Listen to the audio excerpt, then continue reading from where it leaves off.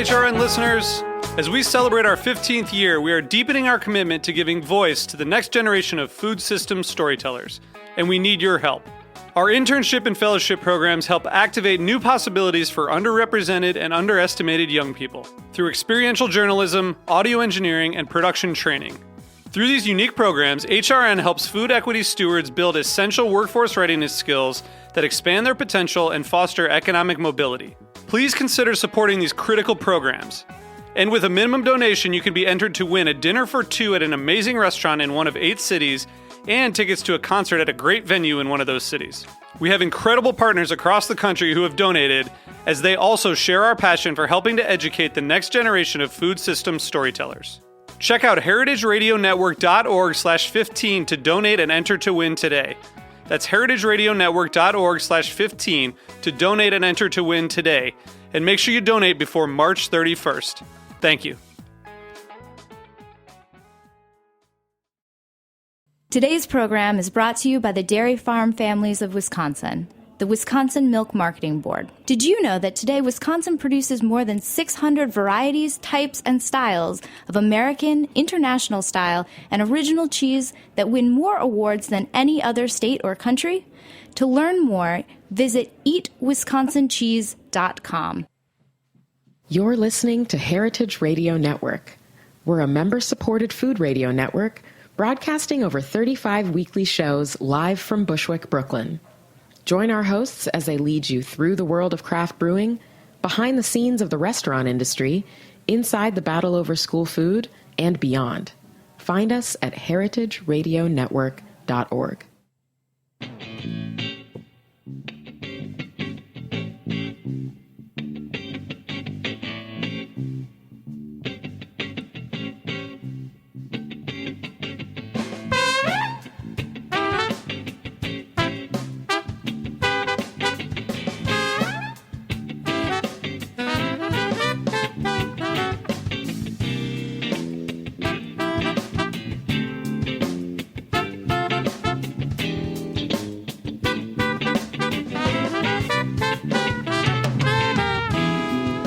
Welcome to the Grape Nation, your weekly wine journey. Our guests are Ned Benedict and Bryan Garcia from Cru Selections.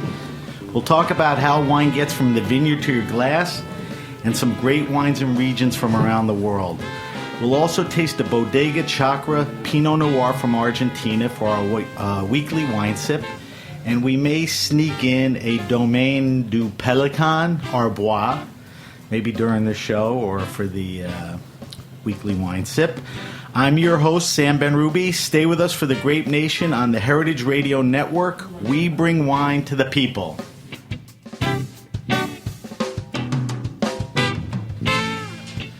All right, Ned Benedict and Bryan Garcia hail from Cru Selections. Cru Selections is a New York-based wine importer and distributor working with some of the most passionate and sought-after winemakers in the world.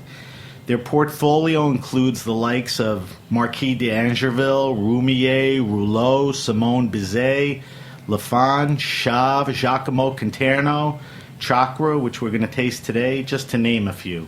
Did I get that right? Is anything you got it active Sounds or inactive? Great. Okay. All right, guys, thank you for coming and welcome to the show. I want to talk to you guys about your journey on how you got here.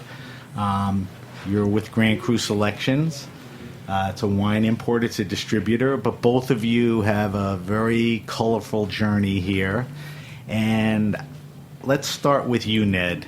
You've been in New York a long time. Since the 80s. There's a lot of stuff to talk about. Right. And I know we could probably do a whole show on it. But, zoom, get the good stuff, zoom through it. I came to New York at some point in the 80s. I can't really remember exactly when. From? College. Okay. Upstate New York. And then I went to work in restaurants because I didn't know what to do. That's why I picked up wine. I started to work at a series of tragic restaurants and ended up at a place called Keen's Chop House that still exists today. Still there? Pipes on the ceiling? Where this guy named Phil introduced me to Burgundy, which was strangely his thing, and not I California would never wine first. associate Keen's with Burgundy. Exactly, Right? it was his thing, and there was it was the days of California Cab.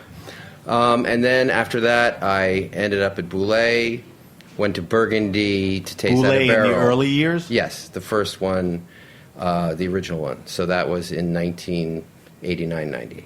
And that was downtown in Tribeca, That was right? yep. It's like nowhere land down there. There, the milk was right across the street, literally. So, and then after that, I went. After there was 5 or 6 years there, and it closed in '96, the original. And I went to Oriole and was the wine director there for 5 years. After that, I went and worked in retail. Was there a wine director there before No. you? So you were sort of... I was the first Was that one. a Charlie Palmer call? Like That was I gotta- 100% Charlie Palmer. I got to call. get a guy in here to help me with Yeah, the wine program? It was all Charlie. He was just like, he was into it. Everyone was not into it because there was another guy tiptoeing into the tip pool. So it wasn't a very popular move at the time. And then Were other restaurants starting to ramp up the wine service, and he saw that, or it was just there a was feeling? many, a lot of people don't remember. There was a lot of people had wine directors by '96. Okay. So if I went to a lunch, it was often 15, 20 people. Now, they didn't have teams like they have today, where you have 6 or 7 somms in a big Right. restaurant, but everyone, all the major restaurants had a wine director. Right. So there was, blah, blah. 2002, I left, and I went to work retail at Zacky's, which is in Westchester. Westchester. It's a big retailer. Then, as it is now, very prominent, prolific. Right. Were they into the auction thing then? What did Maybe I, not. Yes, they were. They yes. just started, right? Right. I had started buying wine at auction at Oriole. I think it was 90. Well, I started in 96. I think it started in 94 or 92. And I met a lot of people buying wine at auction. And it was a great way to add wine to your list, especially in those days, Bordeaux and Burgundy. Sure. And to make your list look good, cool. And it was super inexpensive compared to today. Crazy. It was great. And, I met people like Steve Verlin there and lots of, super baller Right. collectors. Right. So you're at Zacky's, 5, 7 years? So 5 or 6 years I left in 2009. Well, that's a long time for a place Yeah. like that. I So- wanted to learn how, Yeah, wanted to obviously get... you didn't mind it. No, parts of it were great. Right. It was very interesting. It's the complete opposite of the restaurant business in terms of wine. Right.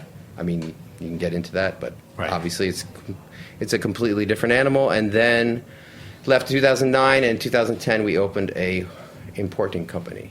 That was it called Grand Cru? It was called Grand Cru from the first day. I think it was April 2010. We had nothing to sell. I want to talk about that. Yeah. I want to talk We had like about 6 Bryan. producers. Right. I want to talk about who you had, Sure. how you get them. We'll Yeah, get yeah. into all of that stuff. So from 2010 to current, it's been Grand Cru. Grand Cru Selections. We'll correct. talk Grand Cru Selections. We'll talk about the growth and all of that. Okay. Did the business exist before that as a consulting thing, or it started as a wine distribution? We started a consulting company almost before that, in 2009. And after that, I left that to start the importing company in 2010 because it's a heavily regulated industry, as you know, from the Right. SLA, so you can't do 2 things. And it was Right. just, I had to be New separate. York. I had to be separate. So I started with private clients, which was a thing. But you started out with some good people, right? I mean, it was you and... It was me. The original consulting company was me, David Beckwith, Robert Bohr, Robert, who's a superstar wine guy. and Roy Welland, who was the investor and the owner of Cru Restaurant and a crazy wine guy. Cru was... It was Cru and Veritas. Cru and Veritas, Right. where, that was every Burgundy, Bordeaux, Right. Bottle of any significance. Yeah, you're never going to see that again. Yeah, I Just don't- because there was, I don't think you will. you could drink Overnois on the list for $80, and nobody did because there was everything else. I think you're right about that. In the old days, Sparks, Pat Zetta, Yeah. had a great Italian list and would sell wines, at prices that they were actually the same as wine stores. Yeah. He didn't mark it up too much. Those days are definitely gone. Yeah. All right, so we'll come back to you in a minute. We're here with Bryan Garcia, too, who's also known as the Cork Hoarder on social media. Bryan, and I could say this in front of Ned, Bryan's a little younger than me and Ned. You know, Ned and I have been around for a while. But Bryan has an interesting background, too. Bryan, you've been at Cru Selections 4 or 5 years, right? A little over 4. But previous to that, you worked for a dear friend of mine, Gary Vaynerchuk, right? Exactly, yeah. So talk to me about that for a minute and what you were doing there. Well, I guess VaynerMedia was my first job out of college. Was it? Yeah, it was. Did you start as a community manager? Totally. Yeah, Okay. that was 1.0 social then. Right. What year was that? Must have been 11. Okay. Maybe 11. Yeah, it must have been mid-11. Okay. And was into wine then, but was thinking about sort of the digital media social world as kind of an interesting place to start. When you say you were into wine, how old were you around then? I graduated in 10, so I was 22. And when you say you were into wine, it was just something you were interested in, you read about, Yeah, you I mean- tasted, you were more inquisitive than most of your friends? It was just kind of a random curiosity that turned into a very serious obsession. Okay. I was curious, and I kind of just dug deep. And Was Vayner a coincidence because of Vayner was- Gary? Or Vayner no? was a total coincidence. It was. I knew of Vayner because of Gary's persona in the wine world, Right. but they were two very separate things. Right. So you were there, you grew through the ranks at Vayner, and then the moment came where Vayner didn't make sense. Yeah, I guess at one point I realized that I had kind of an interesting opportunity to make my hobby my career. Before, almost at the start of Vayner, I started taking wine and social media very seriously. It was kind of an experiment. It was a way of me kind of connecting with wine professionals and just gathering information and insight into wine in general. Were you the guy taking pictures of bottles at restaurants and Yeah, tweeting totally. Yeah, and doing all that stuff? Yeah, or even more basic then was just asking people questions. You know, there was a much smaller group of wine professionals on social. It was actually really just Twitter Then than now, right? Yeah, totally. I mean, we're talking 4 or 5 years ago. It Yeah, exploded, right? Completely. Yeah. So it was just me identifying kind of who was interesting in wine and who was talking about it, and just engaging in conversation on Twitter. Did Vayner school you a little for the totally, social thing? totally. I mean, you were coming out of there, you were definitely ahead, whether it supercharged, was for wine, sure. cars, or whatever. Completely, You just yeah. had a sense of all of that. Totally. I took it very seriously very early on, and that kind of insight would have not come out from anywhere Right. except Gary. And So Gary. you're involved in sales, right? Exactly. Yeah. And when you talk about sales at a wine distribution importer, you're talking about what? Dealing with retail and restaurants? Exactly. I sell wine to retailers and SOMs, wine buyers at restaurants. Literally walk in, Pretty much, yeah. you know, with the portfolio. Yeah. I mean, different restaurants have different strengths, so Exactly. you know all of that. Yeah. So you're out there plugging away. Yep. All right, so Cru came into being around 2010. Right. So let's talk about that. Let's first ask the why. Why did you do it? There were a bunch of guys that thought, Because we had talked about doing it in the past. okay, 2008 happened, which really upset the collectors. you mean the crash Yeah. that just screwed money up and No, everybody got really tight. Yeah. And, you know, there was some auctions in late Yeah. 2008, and I remember looking across the room at Tim Kopak, and people were dumping Chav, Dovisa. There was one really... damn. You know, people, like, there was collectors there. I mean, you know, people thought they couldn't pay their electric bill or something, you know. So the first thing they did is start to liquidate stuff. It didn't last very long. I think it was in December of 2008. There was a whole bunch of stuff came out. And at that point, we had been talking about being an importer and distributing wines of people that we knew, who we've been talking to for a few years. And the timing it just happened. It was just now or never. So you start out of the gate with Like 5 producers. It was a joke. 5 guys that were not We started with, I think, Copan was our first. Wells Guthrie. from California. Yeah, he was The a friend, Syrah and Pinot especially maker? a friend. Yeah, I'd known him since my days at Oriole. Robert was very friendly with him at that time. He was making good wines, or he is making good wines. He was really good. And we had we were friends with Richard Betts. I don't know if you know Richard Betts. I know Richard from Colorado. So we started to distribute his wines, and Becky Wasserman, who's a very good friend, it could be a more complicated story than you want to hear the whole story. She had directed us to Louis Michel Ligier-Belair and suggested that we start to distribute his wine in New York. That's a killer and connection, that was, right? Ligier-Belair. Sort of amazing. Ligier-Belair is one of the sought-after Burgundy producers in France. He's in Vosne Romanée, and he's very fancy. Right.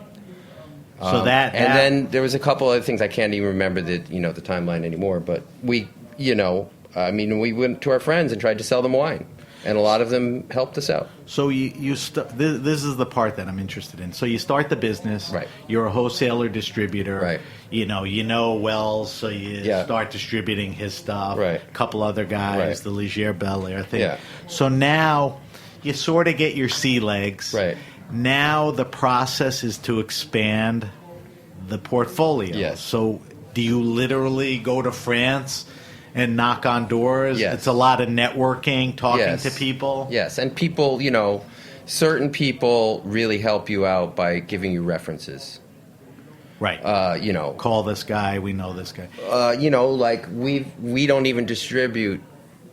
Luca Corrado was always a super big advocate of us. Right. Although we don't work with him, but he's just a friend. Right. And I found out months and sometimes years He'll later that he had put the word in. Right. Because he's a connector. He's one of those guys that everyone knows. So that was very helpful. And then in 2011, we purchased Willette Wines. Willette was another. Liz Willette had her own company. We absorbed her company into ours. What assets did she have? And she had Jean-Louis Chauve and his estate, which was a big deal. Some good California producers, some French producers, some Burgundy. David Croix, who we still work with today, and he's now the registrar of. So with that acquisition, and all those things, they start to Right. After a certain point, you get to the point where you, instead of actively looking, you're starting to filter, because the key to this business is really to maintain the integrity of your portfolio. Right. And that's what it's all about. Right. And that's where we are today. You're always trying to expand it when you can, right? Of course. I would guess that it gets tougher and tougher. Representation is there. There are a lot of guys that are smaller than you, a lot of guys that are bigger than you. It's always super competitive. I think one of the things from our point of view is trying to keep the personal relationship as you get. We're over 100 producers now. And now we started to work with Daniel. So that's more producers. Talk about that when you say Daniel. What does Daniel that mean? Jonas. He started in November, I guess. Daniel's a very well-known wine person in New York and in the country. He works with Daniel Ballud for Dynex. Right. He started La Pollet in the U.S., Right. San Francisco, New York. Right. And he also has his own little wine portfolio of wine that he's either been importing or been the agent for. He had his own company called Jeroboam for a long time. Right. And then started selling his wine to, brokering it through Skurnik. Right. So Skurnik, who represents a ton of people, he Right. was with them for a while. He recently For, I think, made like a 10 move years. Yes. to you guys. Right. So that expands your portfolio even more with some really beautiful Right. wines. Right. Some of them being what? We're working with Can you say? And this can be complicated, but we already were working with Rouleau and Lafont, and now we have more of their wines. Okay. It's probably a longer story than you want to get into here. We're starting to work with a few Cluzel Roque in Côte-Rôtie, which I've liked their wines for a long time. We're starting to work with Christophe Rumier. He's been a friend for a long time, and we actively tried to work with him in the past. Basically what happened was we were looking around for other producers, and we kept tripping over Daniel. So at some point we said, Are you always making a play? What we're like constant. 4 or 5 One years trip, ago. I don't know whether it was within 6 months, 3 different producers, we were both in negotiation with at the same time. One was in Chablis, one was in Anjou, and one was in Burgundy. And at some point, I think the light bulb went on and was just like, why are we competing with the same guy all the time when we have all these shared interests. I've been working the Paul A for a long time, knew Danny for a long time, used to buy wine from him at Jeroboam when I was at Zacky's all the time, so we knew each other and blah, blah. It was just a matter of time where you can make the marriage and all It doesn't normally work, but it just happened. So, Bryan, the duration of your time at Grand Cru, you sit through all this acquisition. Totally. So it must be a lot easier to walk into a retail account or a restaurant. For sure. Where there's sought-after wines, some real cherries and all that. I guess your life gets easier. The volume goes up. Completely, yeah. I'm fortunate to work with a very focused, a very high-quality book. Right. In wine, like other businesses, do you got to buy this to get that? To some extent? It depends on the company. Right. A restaurant, let's say. Good restaurant. It really depends on how the company's run. Some companies they want you to be a good customer of the portfolio. Some are really tit for tat, and some we've all done it. I tried to cherry pick everybody. So the best customer is somebody who recognizes your portfolio. The best customer is someone who's the whole range and has a need. He's into, people are into Rosenthal. They're into Dressner. Right. They're into David Bollard. Traditionally. They're into Skurnik because they represent quality. Right. So, you're trying to follow in those footsteps. Kermit Lynch, whatever. Right. Yeah, eventually, I guess you form a relationship with that buyer, right? And that turns into a connection. Yeah. Plus, every restaurant store is different, so they have different needs. Yeah. So you keep alluding that this could be long, but the function of an importer distributor in its least technical terms is what? Bringing the wine from a producer. Walk me through this. You find the wine, let's say through how we discussed, through a relationship, or pitch them on your own. We found producers. They literally mailed bottles, right, to the office. Represent us. Sent an email or not, or and you taste the wine. You go, wow. I'll Godard talked to who's a Beaujolais producer in Morgon. Mailed bottles. We tasted them. I was like, wow. She had been referred by our Fleury producer, and I was like, wow, these wines are really good. Like, I didn't even go there first. We tasted through them. They were like, first vintage. I was like, you're also, here's a little bit of the insight to it, is you're trying to project into the future. Right. To what extent? To the perfect extent. You're trying to see if you can find a producer who has a little extra something, a little bit of personality that comes through in the wine, and maybe you're projecting on their first vintage, right? Or second vintage. They're still using new barrels because you're making a professional calculation. They don't want to use new barrels for this wine, but they have to use it because something's got to go in the new barrel. They got to start somewhere. So, part of being an importer is getting behind it is to project into the future and see what the potential is. Right. So that's a bit of the. So you identify craft. The producer, you decide to take them on. Right. And then you bring it in and you try and introduce it to your sales staff. And then they give you the finger and they think you're crazy. And then, now you say, like, come on, let's play. This is a little technical, but distribution and representation in the U.S. is not one piece national, right? It's regional. It again for wine. Yes, it can be. We're a national distributor for some of the wines that we import, but a limited amount of states. You'll do 13, 15 states. It depends. Right. Depends on the product. Right. It depends on the product and where they want to be and how much wine they have to sell, etc. You do a lot in New York. We do mostly in New York, right. And New Jersey is where we're based. Right. But we have expanded when we started with Marquis d'Angeville and a few other producers who wanted to have one importer and one distributor for the whole country. We started to step up that part, and it adds a certain level of complexity. So that came about at the request of the producer? Yes. Like, will you guys do this? Yes. Isn't that It was a response to a need. Isn't that one of those things you look up in the sky and go, thank you, God? I mean, is that a good thing? It's a great thing if it works, but then you have right.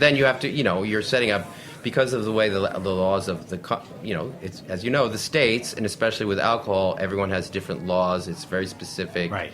It's a very tricky. It's complicated business and right. all, and not terrifically interesting to the layperson. So the relationship is made, the representation Right. is done, Right. and you're literally shipping the wine into the States. You pick it up. You're warehousing it, and you're We have distributing a warehouse. You pick it up. You consolidate containers. You bring it in, and then, if all goes well, everything's great. The thing is, then at that point, you're in the position like we are right now, over 100 producers. That's a certain level of responsibility. Sure. You can't just say, well, we dropped the ball this vintage. We didn't sell any of your wine. Right. So we're going to skip a vintage. You don't, I mean, You're you can't. You have a certain level of You're responsibility at the now. plate for everybody. Right. And that's why they're asking you to represent them. Right. And, you want to be, it's a responsibility. Especially, obviously, when you're dealing with, I have seen very clearly where producers have improved the quality of their wine due to the fact that we have started to distribute a significant quantity of their wine and started to put money in their pockets, and all of a sudden you can see the quality of their wine going up, ratcheting up significantly vintage to vintage as they replace their tanks, their barrels, whatever, their hire equipment. people, their equipment. They can bottle all their wine all at the same time now instead of in different. That's a good thing, and you can see it. That's a good thing. Well, that's So the wine comes in, and then Bryan, the sales department, is responsible. Well, he also has a different role because he synthesizes information, and he also is helping our marketing of the wine. By feedback to you from the market, or Well, he can describe it. Well, I think that it's a little complicated, right? The wine shows up. everything's so complicated. The wine shows up, joking. but it's kind of our job not just to sell the wine, but to tell the story of each individual producer to the buyer, to kind of the front lines. So before it even gets in your glass, in your wine store, we're dealing with really serious professionals who love wine, who've made it their life. So there's a certain level of expectation of storytelling, of tasting the wine, of knowledge that goes into even getting that wine on the shelf. That's your approach. That's your mission, which Exactly. is a good one. Exactly. Does everyone take the time to do that, or Different wines there are different wines for different purposes, I would say. But I mean, the rest of your competitors. Oh, no, are they out there? I think they're starting. I think more and more people are getting more. I mean, like every other industry, people are starting to market their product in that manner. Right. So in other words, in the past, certainly when I started out in wine, people waited around for the Parker or the wine spectator or somebody to throw out a score, and then everybody would just chop it up and fork it over to their top accounts or whatever. But I want to get into social media Sure. a little more towards the end of Okay. it. But and tell me if I'm wrong here. I think social media has democratized wine because there are a lot of voices now. You, Core Quarter, other people that the Parker thing may have weight, but it's not the only voice anymore. Do you feel? Has that changed much, or I think it's changed quite a bit, and obviously for the better. I was going to say in a good way. Yeah, we couldn't have done. I wouldn't have enjoyed this job as much in the past without the advent of social media. I don't think, because you would have been, Changed the game. Yeah, you would have been handcuffed. It changed the game. And to be honest, the room is a lot more crowded. There are more people trying to reach that kind of that. Well, I was going to buyer. ask you: is there? I mean, is shelf space limited? Is there a glut of product in the market? I mean, do you feel that way, or there's the best guys will sell the best stuff, the good sales guys will get stuff on the shelf, or there's just a little too much going on? What do you think? I think there's more wine being sold today in New York than there has been in the last 10, 15 And years. the quality level's much higher. It's a more competitive marketplace. So that's good then. Yeah, totally. There's a lot going on. It's and a lot of, it's a very It's a renaissance in a way. analogous to food. I mean, Exactly. In 19 or restaurants in New York City. in 1995, the food you had access to is completely different than what you have to today. Right. I mean, it's a different world, right? Grass-fed beef. I mean, come on. Wild caught, whatever it is. People didn't even know. I worked with David Boulay in the early 90s, and he had descriptions on the menu like day boat He was one of the lobster first and all that guys. stuff, and he used to send He used to send the prep cook up in his pickup truck on Sunday night to pick up the fish, and people thought he was insane. They thought he was insane. They would look at the menu and they would explode into laughter. Meantime, you're insane if you don't talk about the sourcing or farm to table or seasonal. Yeah, I mean, it's crazy the way things have changed. Talk to me about, since I've been doing the show, the natural wine movement, has had a big presence. But since I've been doing the show, which is less than a year, the raw wine show came to Brooklyn. Mm-hmm. So it's sort of like the first time that everybody knew what was going on, but they all congregated, and it was bustling in every sense. I mean, the producers were on one side, and there were a ton of them. The industry was there. The consumer was there.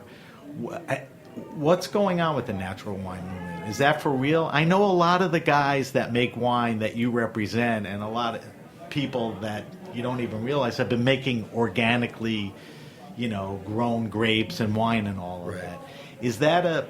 Is it a movement? Is it something that's happening? Is it here to stay? How are you involved? How does it affect you? You want me to go first? It's very much a movement. I think it's something that's always been a part of a certain sect of wine, but it's now a buzzword. It's now in the air and blown up a little. And it's now something that I think we're seeing a new generation of winemakers starting their wineries and being hyper focused on these details. Right. And they're doing that much better of a job communicating them than the previous generation, because the tools through which you communicate are that much more readily available.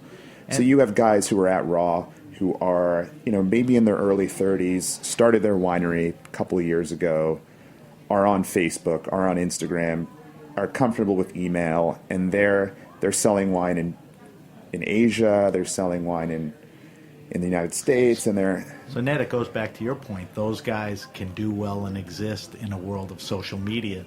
May have been a little harder many years back. Yeah, they wouldn't have had the same platform. Yeah, I mean, a movement like that. Yeah, their reach was that much more limited. Right. But I think that's great. Yeah, I mean, there's some very, very interesting wines. You could walk into an Aldo San wine bar and have some very classic wines and some interesting stuff, and then you can go to Rebelle or Compagnie, and there's pet nats and orange wines. I mean, stuff that didn't even, exist. So it's very much out there. And the comparison to food, I think, is really useful, because you see that food kind of had a certain trajectory, and now wine is using some of that same vocabulary to really reach that person. Right? Well, restaurants used to be palaces. Then chefs became rock stars. Then wines became a thing. And then sommeliers. I had Kevin Zraeli on a couple months ago. I mean, he can remember when there were 6 guys in the city. Now he's saying there's 6 guys at one place, which is sort of true. Yeah. And sommeliers are now rock stars. And again, that goes back to social media, how they position themselves. But also the whole, wine thing has changed. I found a receipt from years ago that I had used as a bookmark in one of my wine books. And I was thinking back to buying wine then, and now there's maybe half a dozen wine stores that have opened in that span. We're only talking 4 or 5 years. And they're stores that really take a lot of pride in presenting their product, teaching you about them. Yeah. It's not just the Parker 94 exactly. sticker. And this is 5 years. We're not talking about a decade. And the collections are more curated. Completely. They're really picking stuff. But I think the thing to remember about natural and what's the best part of it, in my opinion, is it's making people like the Pinot you're going to taste, which is Sans Souf. People experiment and question what they actually have to do in order to make wine. I mean, 10 years ago, I'd never heard of a Sans Souf Pinot Noir. I mean, maybe somebody was making one. Maybe. What is a Sans Souf? No sulfur. Okay, so no Sans Souf. Yeah. Right.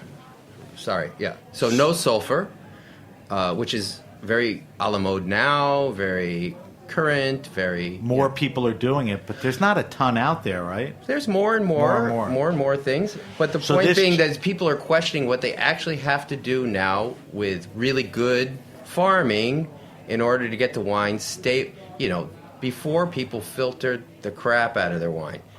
And still some people do, because they feel like, I have to stabilize this thing because who knows what happens when it leaves my domain. And now that's changing. And that's for the good. Yeah, yeah. That's for the good of the consumer. Let's talk about, it's the beginning of the year. So tell me, let's talk about some trends we think that are going to happen, or some hot wine regions, winemakers, and all of that. But let's look back to 2016. If you had to characterize the biggest thing or things that happened in wine, in your opinion, can you nail it to one or two things? Bryan? I think looking back on 2016, I'm shocked at how much champagne everyone drank. That's true. Thank God. Yeah, it's the kind It was of thing always that celebratory. Totally, And, totally. Now it's... Yeah, I think that as kind of a wine dork, one of the easiest cards for you to play is champagne's really versatile. You should be drinking it more than once a year. Oysters. Yeah, but you see a whole generation of wine buyers just really be as excited about champagne as they are about a still wine. So I agree that with boundary is blurred, and you guys have a bunch of champagnes in your We portfolio. have a lot, and it's like they're probably as successful as any part of and our... they're brand new. It's a hot Like, category. we're constantly Savard. putting more containers of champagne on the water, and I'm always like, really? I can't believe it. But I still can't really figure it out, because evidently, worldwide champagne is down a little bit, and I talk to some top restaurant people, and they say, we can't sell champagne. And I'm like, well, how come we're selling so much champagne? And a lot of it's to restaurants. So What I is still it can't with- really 100%. What is it with them? Are they buying stuff that's too expensive? And No, it's not these are selling? like good customers of ours Right. that buy other things, but they're not. The champagne doesn't work. And I'm like, I still don't 100% get it, but I agree with Bryan. As a general statement, it's amazing how much champagne and how much enthusiasm there is. So out there. that's a great one. Any other thing in 16 that sort of jumps out like that? What about the Loire Valley and how kind of successful we've been with varietals that... Well, that's just kind of us, but I mean, the Loire Valley's been hot for since 2008. I mean, I think Loire and Beaujolais and a lot of these regions, now maybe the Savoie is starting to happen. Right. In think France. to your point, I think you it's- bring a bigger picture, but like the Savoie, Sure. and, a couple of the places. And there's a lot of cheerleaders. The Pascaline, Le Pelletier, Right. They're pushing all But that. all that happened as a result of 2008, I think, because it broke People had to shift people towards had better value. People had to figure out a different way to be able to drink wine. They couldn't, the prices were just... But does that trickle up to you? You had to get wines? For sure. I mean, there's sure, of course, there's an influence, yeah. The Roumiers and all that were sitting around a little longer after 08 then. In 2005, I couldn't sell Beaujolais because there wasn't Now enough it's hot. interest. The only person that was interested in Beaujolais in 2005 was John Gilman. Who's that? He's a critic. Oh, okay. He has a small newsletter that's Okay. very influential. Anyway, And we're not talking about the Beaujolais Nouveau. We're No, talking no. about Cru Beaujolais. Cru Beaujolais that there's can- 8-10 regions, that made ages. very well. That ages very that well. age as well. All right, so good ones. What about 17? Do you anticipate things? I think the champagne thing will continue to be there. Is there something, that you think's going to jump out, or? I think, unfortunately, in 17, you're going to see 2015, because it's considered to be universally very, very good European vintage, and followed by, especially in Burgundy, a lot of... Wait, the 15 vintage, Yeah. which will hit the market in the next. It'll hit the market Soon. this year at some Right. point. A couple years for the in the most barrel, part. and what are we talking? Burgundy, Bordeaux? Burgundy for sure. Every place that I've tasted or heard of, I'm not really conversant with Bordeaux at the moment, just because that's so far released so much later, and I don't pay attention to it anymore. But I think you're going to see a lot of price speculation, very much like 2005, which really was a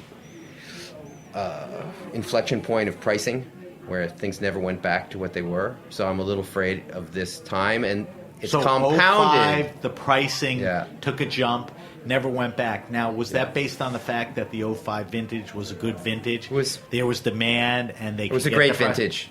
Burgundy, I know Bordeaux was good. It was a great Burgundy vintage. Burgundy and too? is a great Burgundy vintage, yeah. in other regions of France. In Yeah, particular. who wants to take less if you don't have to? Yeah, but the point was that it never came back. And certain things like that was the last time I ever saw a reasonably priced bottle of Fred Meunier Musigny, a Rivederci. Crazy. Right. The last thing I wanted to ask you before I ask you about social media is, I always have trouble pronouncing his last name. What impact did Rudy Kernawayan have on the business? On our business? Yeah, did it affect you as I don't an think importer it affects, host? No, No? because it only, if anything, it would only strengthen our hand in the sense that we have reputation, documentation, and right. it's all direct, etc. Right. If anything, it's affecting the high-end collector, and through what channels the wine's getting here, and the auction houses have to do a better job of vetting. So they know if it's they have to invest your more. producer through you guys. Why would it's more to our benefit for people to buy the wines direct on release. The funny thing in the documentary was when Ponceau was looking at the Acamero catalog and saw a picture of a wine that didn't exist in that vintage. I mean, that was it. The guy got on a plane. That was very funny. Yeah. All right, let's talk about social media. We broached it a little, but let's talk about the effects that it's had. And I think, Bryan, you embraced it from the beginning. It's like Ned and I didn't grow up with video games because they didn't have them. You kind of grew up with social media Pinball. because Sure. it was pinball with real balls, So talk to me how you use it, how Grand Cru uses it, how you've used it to an effect where it's really, been successful. I think personally, I used it to learn about wine and to learn about the wine business. I knew Ned and a couple of the other partners at Grand Cru through Twitter. So you use it for discovery. Completely. I think Right. it's one of the most interesting discovery tools out there. Because everybody's on it. Exactly. And they started ramping up. Exactly. So that's obvious. I mean, I do that too for the show, for personal. What are people drinking? What about for business? For business, I think it's the best way for us to reach our consumers at scale, right? I mean, I love talking face-to-face to buyers at restaurants and retailers, but I also love delivering the most important part of a story from the producer himself to all of our buyers. And a lot of this comes at just visiting the producer. I carry a camera around, I have my iPhone. So you're always at the ready. Exactly. Now, if you had to sort of narrow it down to what works really well, I mean, is it still Twitter? Is it Instagram? Does Snapchat come on the scene? Is Facebook the placeholder? I think for us, and we have a very specific market and not a very large one, so I understand very well what the hundreds of buyers that we work with, what they want to hear. I would say Instagram's been the most interesting. So a lot of your effort is to trade.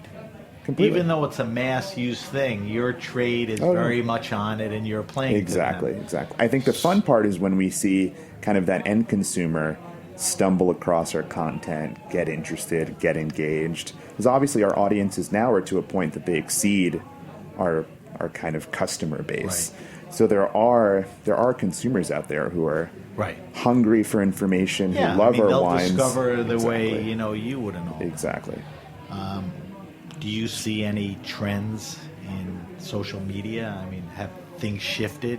Is Twitter still, everybody's like, woe is me, is Twitter going to succeed? Is Twitter still powerful? I mean, do you use Snapchat? Has Instagram grown in your presence? It's funny, I was a little surprised that Snapchat didn't really take off in the wine community as quickly as I thought it would. Yeah. I think every... I think in a lot of places. Yeah, it's an age demo thing. It's a technology. And it's not the wine buying demo. Exactly. I mean, even Instagram was kind of slow to adapt.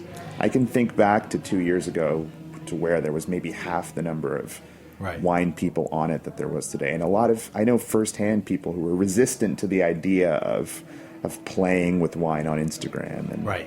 But I think the guy that's comfortable with Instagram is going to shift to Instagram video before he ever touches Snapchat. Totally. And it's a good thing because at least he's driving video. Yeah, completely. I'm going to ask you about apps in a few minutes. We have to take a break.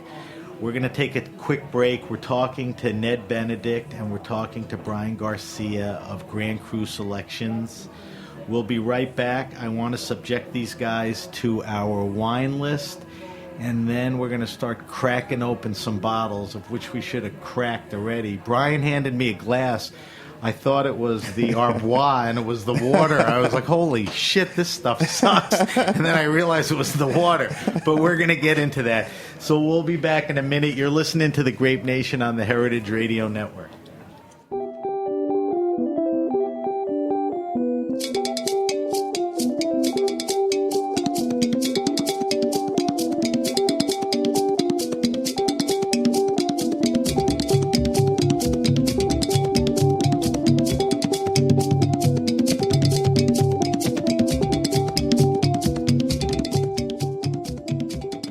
Today's program is brought to you by the Wisconsin Milk Marketing Board.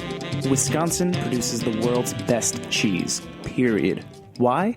Lush grasslands, glacial water supply, fourth-generation cheesemakers, combining old-world tradition with the new ideas and highest standards. The very best milk. What do you think of when you think of Wisconsin cheese?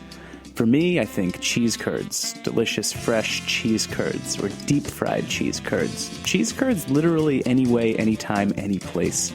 I think about Andy Hatch and Upland's Cheese Company, the operation behind the Pleasant Ridge Reserve cheese that's literally America's most awarded cheese. I think of the deliciously stinky Limburger and its long storied history. I think about Raleigh's Dumbarton Blue, a perfect blend of English-style cheddar and notes of blue. I think of Emmy Roth's Grand Cru Surchoix, which was named 2016's World Champion at the World Championship Cheese Contest. Wisconsin is like the world champion of cheese, and once you start reading the list of cheeses made in Wisconsin on their website, you can see why. The Wisconsin Milk Marketing Board is a nonprofit organization funded entirely by Wisconsin's dairy farm families. Read more at eatwisconsincheese.com, and as soon as you're done listening to this podcast, eat Wisconsin cheese. It's a no-brainer.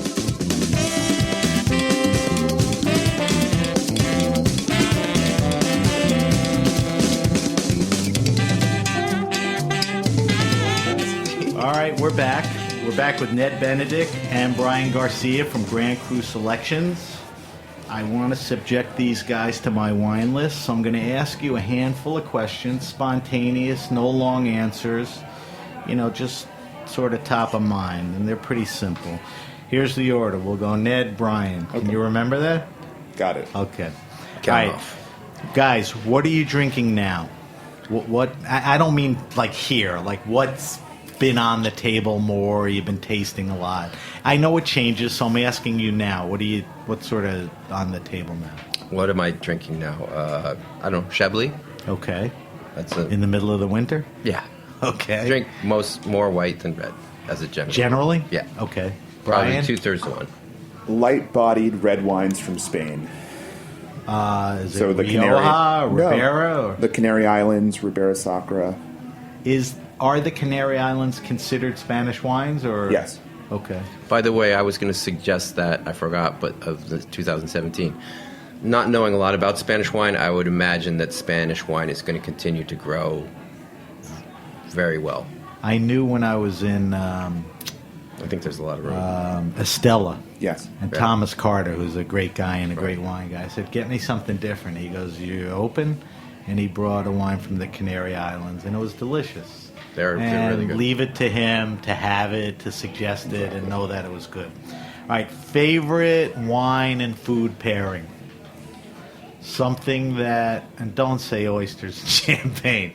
Okay, so my wife is Korean. She makes Korean food at home frequently. I don't know. So often. what pairs well with We have... You're talking a level of spice and diversity in flavors. so anything oxidized with slight oxidation works really well with... Give me specific We have a wine called De Fermo from Abruzzo. Italian. It's a Chardonnay and a Pecorino. They're not Chardonnay. It's not native, but and it's from Abruzzo. You know where that is? In south of Rome. Right. And it holds up to that kind of... It goes great. I don't know why, but every time I think of it, I try and pull when she makes kimchi jjigae. Can you recall a producer for me? The producer we represent is called DeFermo. Spell it. D-E, and then the next word is F-E-R-M-O. And what are we talking retail? I don't know, maybe like 25, okay, maybe so 20. It's a value-ish wine. Ish. Yeah, I mean, it's very well made. Right. I mean, I'm not trying to just promote my own wine. No. But if you can, the Abruzzo concept, whites, lots of Asian food with that has this fermented quality. If you have a slightly oxidized, nutty white wine, which we're surrounded by. Give me, in general, these another days. example of an oxidized, nutty wine. What would? Pouffinet. Okay. Who you're drinking the successor to Pouffinet right now. We'll but talk I mean, about that in a minute. He's we the have king, two wines. or one of them. Bryan, give me a favorite wine and food pairing. I've been eating a lot of Japanese food. It's kind of an obsession of mine, and I've discovered this yakitori place. So it's all chicken parts cooked on a grill. Not the one on 54th. Torishin. Torishin. I was thinking yakitori Toto. Toto, yeah. That's around the corner. Yeah. But I like experimenting with really light-bodied reds, or so maybe the Spanish. What else? Exactly, or just really delicious Bourgogne Rouge. And that pairs well with exactly the skewers. Exactly, something that doesn't stand in the way, but is still there. Sounds good.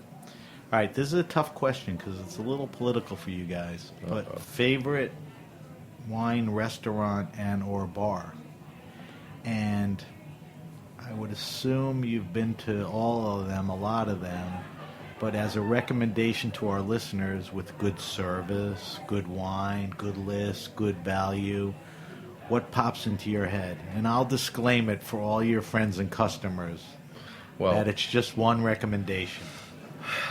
It was, for sure. I think Bryan would agree. Jeff Kellogg at Mylino. Okay. A brief but very strong rule. Well, Jeff is gone? He moved to San Francisco. Okay. Where'd he go? He is the wine director at Quince and Cattonia. Okay. Hot. But he crushed the wine program at Mylino. Predominantly Italian? Yeah, and very Piedmont based, etc. Right. But he really... But also champagne. And champagne, right. And a special shout out to all the Danny Meyer restaurants because they have really got behind champagne, as we were talking about earlier. So the Union Square Hospitality Group, all those restaurants are really pro small grower champagne, and it's made a big difference. It's funny. Ned, my pick is also a Danny Meyer Group restaurant. What is it? The Modern. Okay. The wine. He's got a great list. Michael Engelman, also known as the Alsatian Sensation. Okay. He happens to be from Alsace. All right. Hope you're listening. Hope you're listening. Gary Vaynerchuk's favorite wine and food pairing was an Alsatian wine and Captain Crunch. Okay. Good match. All right. Favorite all-time wine. Something that, still memorable, changed your life. Not changed your life, but, made an impression. Okay. 71 Latache. Okay. I don't know. It's we had a Jeroboam at like the second Paulet, and I drank 2 quarts. You did? Yeah. That's a fair. And we didn't finish it. I think it might have been a Methuselah, but that was a long time ago. That's a fair amount to evaluate that it's a good wine. Yeah, it was real. You know. Those were the old days. Yeah. Bryan? I think that there's definitely a nostalgia element for me too. I'm thinking of as much as I love Pinot, I love Syrah, and Noel Verset Cornas is still. It was one of my gateway wines. So the producer is... His name was Noel Verset. He passed away. Noel? Oh, Noel, and then Verset, Verset. S-E-T. And he makes Syrah in the Northern Rhone. What'd you say, Cornas? Cornas. Okay. Cornas is a region and a type of wine, Syrah-based. Another region of wine where you couldn't sell a bottle 10 years ago. Right. That is now... Like super a la mode. Pierre going on, Saint Joseph, all the those guys. There was no such Alaman. thing. You couldn't sell Syrah from the Northern Rhone. Right. Best wine. It's funny because I've been doing this since the first show, and Eric Asimov did a feature today. But mine is best wine under $15 retail. you're sending your buddy to get 2 bottles because you're having 2 girls over and you're cooking dinner, but you don't have the dough. So give me best wine, 15 and under, around 15, and give me a red and a white. So for white, I'm definitely in the Loire Valley. I'm thinking Muscadet. Muscadet is a very popular answer. Joe Landrone, Domaine de la Louveterie. Pepier comes out. Totally. I was going to say Pepier. Marc Olivier. I'm especially partial to Joe Landrone. I think Wait, spell that for me. J-O. And then Joe. his last name is Landron. Joe Landrone is a good Muscadet. Exactly. Okay. Give me a red. Red, I'm in Spain. I might need to stretch it to maybe 18 or so. Okay, I'm okay with that. But I'd probably go with my favorite Spanish winery. They're called Envinate. Spell it. Envinate. They're Okay. 4 guys who are friends who make wines from different parts of Spain. And they're making great wines, lower price, good value. Exactly. Ned?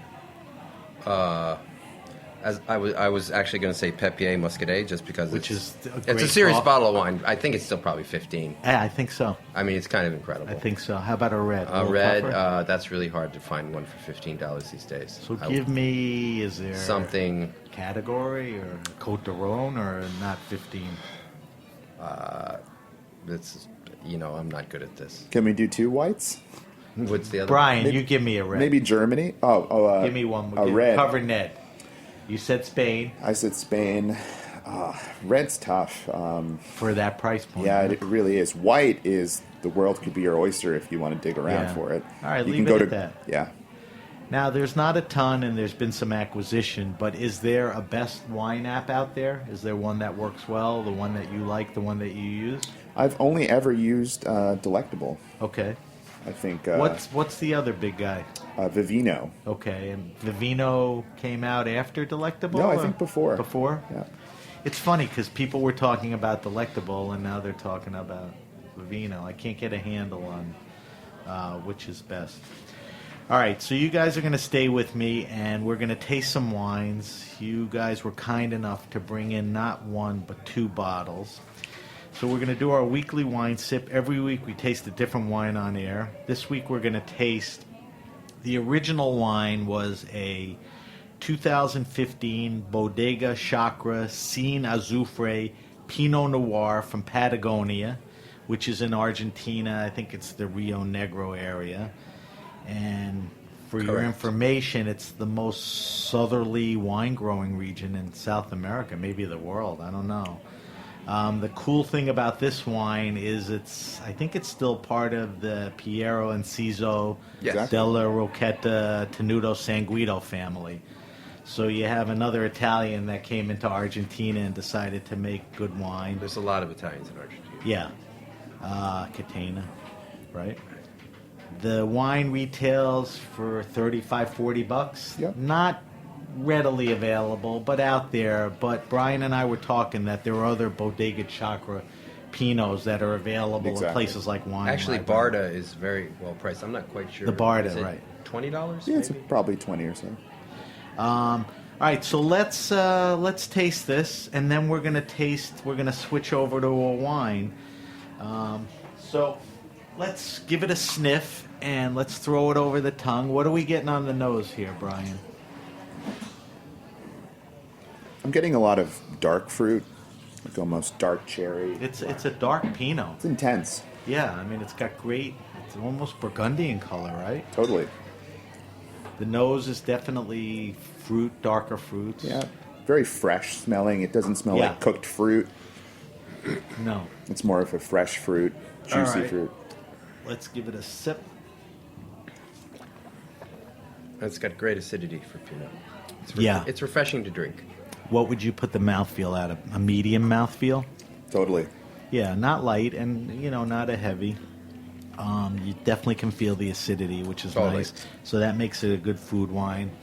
Now, give me some So descriptive... he makes this wine in concrete. He ferments it in concrete, and he puts it in used barrel. So there's no new wood at all. It's very unoaky. Exactly. Right, and obviously that's intentional. Yeah, nothing on the nose, no smoke, no vanilla. And it's these are old vines, and they've never had phylloxera. So not to get Too far south for phylloxera, I think. It's in the desert. Yeah. So, yeah. All right, so give me some taste descriptors. We said dark fruits. Yeah. I would say kind of a really elegant, earthy quality. Not mushroom earthy, more like... Herby. Exactly. Yeah, but not More green. it's more tea-like than coffee-like. Yeah, like a green tea herb and all that. But it's And refreshing to drink it. It's got a little tannin for a Pinot. Yeah, You know, well, it's got a little good grip there. Right. Well, he makes it with the bunches as well. He includes the bunches with the grapes, which is something that many Burgundians do and other Pinot producers. We call it. Let's talk about pairing this with foods. I know what I would say. I think this is a good... I mean, I love chicken and I love turkey. I'm not an experimental eater where I'm eating all these game birds. It's totally but this with is a bird. great game, geese, duck. Yeah. And we You have know. both been to this estate. It's really far away and hard to get to. Yeah, I think It's so. in the middle of And nowhere. I think you were there at Harvest, right? I was there at Harvest. I've been there twice, and they shoot. It's in the middle of nowhere. It's like 120 acres, and all the people that work there, you know, like the tractor drivers and stuff like that, they have shotguns, and they shoot the birds as they go over, and you eat them at night. It's a self-sustaining estate. They grow their own vegetables. It's fantastic with bird. Perfect So- wine. Oh yeah. And that's not necessarily the case with all Pinots. So this is a good... Because it's not extracted. Right. The other thing I think this goes well with, it, believe it or not, is salmon. Yeah. Especially depending on how you prepare it. Yeah. Like with a mushroom or something, this is like really, it's a nice foil. So, listen, I asked you guys to bring a wine. You know, I knew you would bring something interesting and good. I like the wine. You know, I asked the guests, we like this wine. I mean, it's a well-made wine. It's reasonably priced. I guess the only downside is it's not as readily available. But I think Chakra is kind of a hot product now. So any of the Chakra products, you know, like you said, the Barda, which is probably There's more of it, and it's more readily available. is This definitely- wine, the 2016, when it comes out, will be more readily available to retail stores. So it'll be So it'll start ramping up a little, which is a good thing. and I think it'll be more in the area of $30 and some. Great price for a Pinot Noir. I mean, These you are like could- 50-year-old vines too. yeah, it shows. It's a real thing. It shows. It's not, you know, that Dr. Pepper bright light red California crap that there's too much of. It's also a testament to the potential of an area that most people haven't heard anything about. Right. And Right. And to go back to the importation thing, this is not what you're looking to do. Is try and convince people to drink Exactly. Pinot Noir, old vine Pinot Noir from, you know, Patagonia. southern Antarctica. Right. You know, this is not the way to start. No. All right, so we're lucky to have one more wine here. We'll wrap it up with the second wine. I'm excited to try this. The guys brought in a 2015 Domaine du Pelican Arbois Sauvignon. How do I pronounce it? Sauvignon. Sauvignon Ouai. Is that right? it's close enough. What is it? It's a wee. Ouai. And there's a very famous winemaker from Volnay, D'Angerville, and he took over this estate, and he's making these white wines with this grape in the Jura region of France, right? Yeah. It's about Now- an hour away from Burgundy. Now, is this readily available? I mean, is this Yes, a little... yes, it so is. you could pick this up. Yes. It's an Arbois, It's exactly. which is what, the region? It's or the town. The town, which is kind of a hot wine. And it's the Sauvignon grape. Exactly. All right, so let's give it a sniff. It's got a great nose. Give me the descriptors, Brian. Preserved lemon. Right. Smells savory in kind of like a chicken stock kind of way, Yep. but not. All right, let's give it a sip. Definitely some acidity, right? It's an acidic Hits you grape. right away. It's an acidic grape. But also texture. Mouth coating, Yeah. but not a Oaky. medium-bodied wine, but not mouth feeling. Not too oaky. Not oaky at but all. there's nice oak there. Yep. All He right, raises it in big barrel, large format barrel to make it less oaky. give me some taste descriptors? Same thing on the nose, the lemon? Or? Yeah, I get a lot of... I get almost like a stony, like a chalky I was going to quality. say stone, mineral. And it's linear, right? Yeah. In your Yes, mouth. very- It's a linear attack. I get a little apple Yeah, for somewhere sure. in there. For sure. It's, you know, it's not the same, but it has some qualities you get from Chenin. Exactly. Chenin Blanc from the Loire Valley. It's And some of the same application with food, I would argue. Yeah. And even let- Chardonnay from Burgundy. Let's talk about food. What's a good pairing for this? The obvious stuff, fish. And chicken. Tastes like chicken. I drink this with sushi, Great sushi wine. raw sure. scallop. So Alright, seafood, Totally. sushi, I could see chicken. myself drinking a whole bottle of this with some steamers. On a hot And day. it's also a grape that's flexible in the sense that this is a topped up, made in a bit of a Burgundian style. It's in just that style. There's other guys who make it in a completely different way. I mean, Poufinet makes his wines more oxidative, and they're Poufinet is another it's the winemaker that makes producer this type of that wine. makes this type of wine. But and stylistically, side by side, it'd be a little different. I than would this. say they're completely different. Okay. And with the level of oxygen in his wine making, that wine becomes a different thing at the table, and it's very flexible. Right. It's hard to. There's a big Gaga cult following for like the Auvergnois. Yep. Is this closer to that, or the Poufinet, or is it hard to say? No, I think that Poufinet makes wines that are probably closer to the, Right. just in the terms of their wildness. Auvergnat also tops up some of his white wines, but This is, He makes a super clean Chardonnay that's probably one of the best Chardonnays. For sure, it's one of the best Chardonnays. but this is a in the world. terrific wine. I Yeah. mean, this is delicious. It's mouth filling. And again, to go back to what we talked about earlier, this is a new estate, or Right. it's a new combination of factors. And the thing to see is, where do they go from here? Exactly. In my mind, Right. that's what I'm looking for as well. So D'Angeville, how many vintages has he done of this? this is the 12 was the first one. exactly. So This is it's very recent. very recent. So that's the 2015 Domaine du Pelican Arbois Sauvignon Ouai. About what, $40, $35? It's $45. $45, and We're going to try and keep it there. I think for a nice meal that pairs well. This is a terrific and interesting wine to bring. You don't have to bring a Chablis or a Chardonnay. You could wow some people with this. Well, this is the reason that Guillaume d'Angeville and others have gone to the Jura, is because while it's not an inexpensive wine, it's an ageable wine that you can buy at $45 as the price of Burgundy. He couldn't find any more Volnay vineyards to Right. buy, yet he wanted to make more wine. Which is a great move for a guy like that to come into And a there's- region and you know to knock out find wines this kind like of that. quality. Absolutely. And it's a testament to the region and what's possible. I right? like it a lot.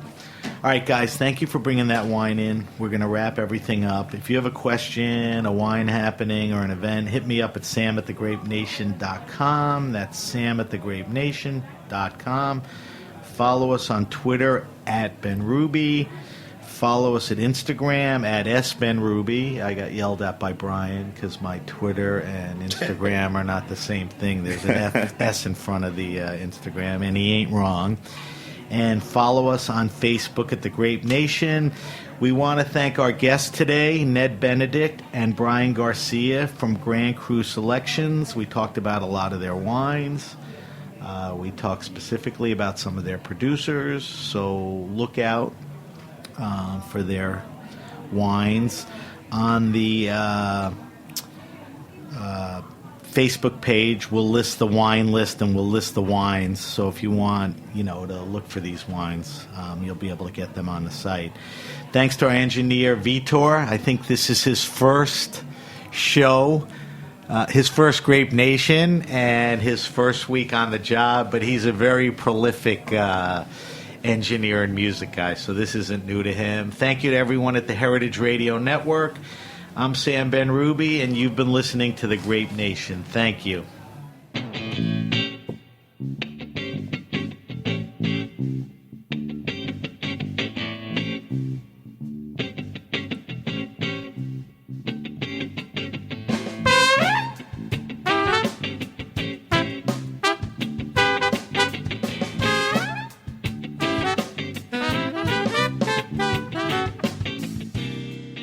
Thanks for listening to Heritage Radio Network, food radio supported by you. For our freshest content and to hear about exclusive events, subscribe to our newsletter. Enter your email at the bottom of our website, heritageradionetwork.org. Connect with us on Facebook, Instagram, and Twitter at heritage_radio. Heritage Radio Network is a nonprofit organization driving conversations to make the world a better, fairer, more delicious place. And we couldn't do it without support from listeners like you. Want to be a part of the food world's most innovative community? Rate the shows you like, tell your friends, and please join our community by becoming a member. Just click on the beating heart at the top right of our homepage. Thanks for listening.